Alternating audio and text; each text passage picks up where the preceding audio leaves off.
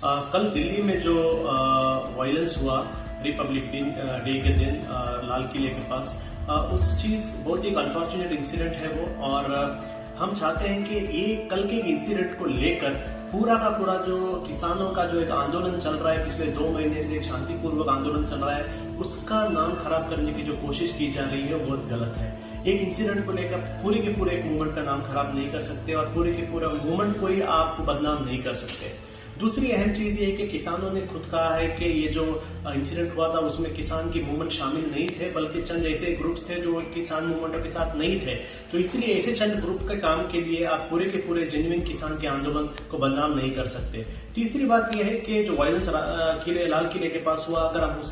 उसका हम खंडन करते हैं, उसको हम अगर कंडेम करते हैं, तो उसके साथ साथ जो पुलिस की तरफ से लाठीचार्ज जो है जो पीसफुल प्रोटेस्टर्स के ऊपर, उसको भी कंडेम करने की जरूरत है। दोनों तरफ से जो वायलेंस हुआ, दोनों वायलेंस को आपको कंडेम करना जरूरी है। और आखिरी बात यह है कि एक इंपॉर्टेंट पॉइंट जो ट्रेंड हम हमारे मुल्क के अंदर देख रहे हैं कि जब भी कभी भी कहीं पर आवाम गवर्नमेंट की किसी पॉलिसी के खिलाफ प्रोटेस्ट करती है, जेन्युइन पीसफुल प्रोटेस्ट करती है, हम देखते हैं कि आखिरकार कहीं जाकर कुछ एक इंसिडेंट हो जाता है और उस इंसिडेंट से पूरे के पूरे इस मूवमेंट को बर्बाद किया जा रहा है। तो यहाँ पर एक छोटा सवाल हमें पूछना है कि जो एक मूवमेंट इतना अच्छी तरीके से चलता है पूरे मुल्क भर में, आखिर में एक मूवमेंट में जाकर उसमें एक इंसिडेंट हो जाता है, तो इससे फायदा किसे हो रहा है? इससे फायदा किसे हो रहा है कि ये पूरे के पूरे मूवमेंट को जब बदनाम किया जा रहा है, बदनाम करने से किसे फायदा हो रहा है? ये एक सवाल है। तो ये ट्रेंड बहुत ही खतरनाक है देश के लिए, क्योंकि आगे भी ऐसा हो सकता है कि जब भी कभी भी ऐसे एक जेन्युइन कॉज के लिए लोग प्रोटेस्ट करें, उसको डिफेम करने की कोशिश की जा सकती है एक इंसिडेंट को लेकर। आखिर में हम डिमांड करते हैं कि एक इंडिपेंडेंट इंक्वायरी सेटअप किया जाए एक सुप्रीम कोर्ट के सिटिंग जज के